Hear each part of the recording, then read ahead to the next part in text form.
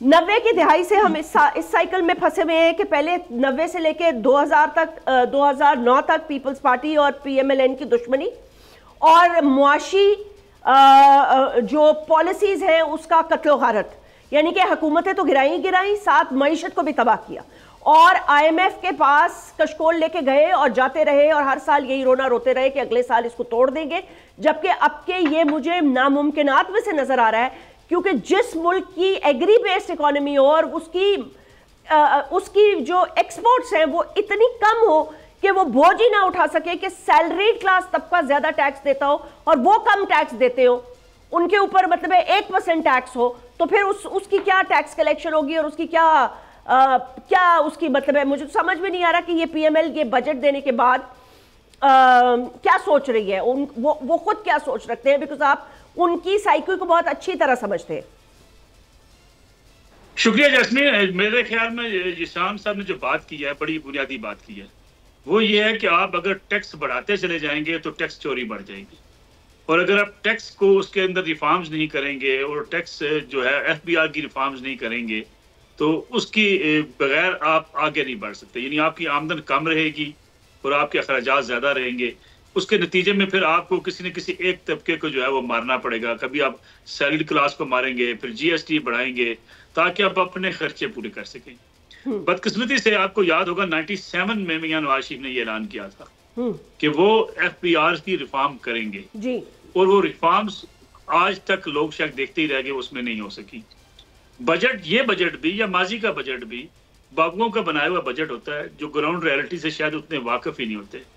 ان کو اس بات کا اندازہ نہیں ہوتا کہ اگر آپ ایک بندے کو نچوڑتے چلے جا رہے ہیں الٹیمیٹلی وہ کہاں جائے گا، وہ ٹیکس چوری کی طرف چلا جائے گا.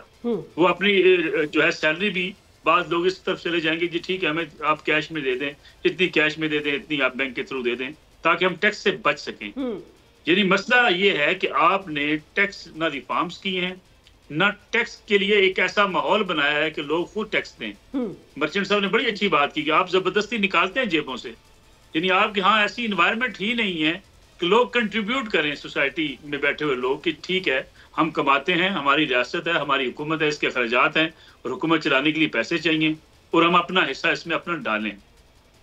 لیکن ہوتا کیا ہے، اب جو چھوٹے دکاندار جن کا آپ ذکر کر رہی ہیں ان دکانداروں سے بھی ٹیکس وصول نہیں ہو سکتا. اتنے بڑے جو ہے بعض چینز چھوٹی چھوٹی بن چکی ہیں جو بے شمار دکانوں پہ آپ مشتمل ہو چکی ہیں، لیکن ان کے پاس جاتا ہے ایک انسپیکٹر ان سے 5-10 ہزار روپے لے کے آ جاتا ہے اور اس کے بعد ان کو پوچھنے والا کوئی نہیں ہے. جب تک آپ ٹیکس کے نظام کو بہتر کرنے کے لیے جو کنسرن لوگ ہیں، جو ٹیکنوکریٹس ہیں، جو ٹیکس ایکسپرٹس ہیں، آپ ان کے ساتھ بیٹھ کے پورے نظام کو آپ دوبارہ سے اصل نو اس کی تنظیم نو نہیں کریں گے، آپ ایسے ہی لگے رہیں گے. کبھی آپ فیول سرچارج بڑھا دیں گے، کبھی آپ بجلی کی قیمت بڑھا دیں گے، کبھی آپ سیلری کلاس کو دبوچ لیں گے اور آپ اپنے پیسے پورے کرنے کی کوشش کریں گے. پھر آپ آئی ایم ایف کے پاس چلے جائیں گے، وہاں سے قرضے لیں گے، قرضوں پہ سود دینا شروع کر دیں گے. تو ایک سرکل ہے جس کے اندر ہم گھومتے چلے جا رہے ہیں. اس سے نکلنے کے لیے جو ہنگامی اقدامات کرنے چاہیے تھے، حکومت دعوے دار ہوتی ہے.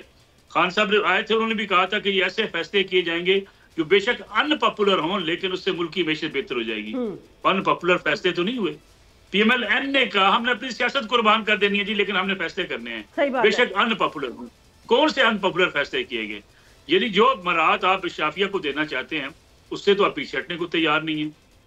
آپ فری یونٹس بجلی کے ہیں وہ آپ دینے کو تیار نہیں ہیں، واپس لینے کو تیار نہیں ہیں. آپ بجلی چوری ہے، آپ دیکھ رہے ہیں 2022-23 کی رپورٹ ہے جو قومی اسمبلی میں پیش کی گئی سیکٹری انرجی کی طرف سے کہ ایک گرڈ اسٹیشن ہے بنو کا، وہاں سے 5 ارب کی بجلی چوری کر لی گئی.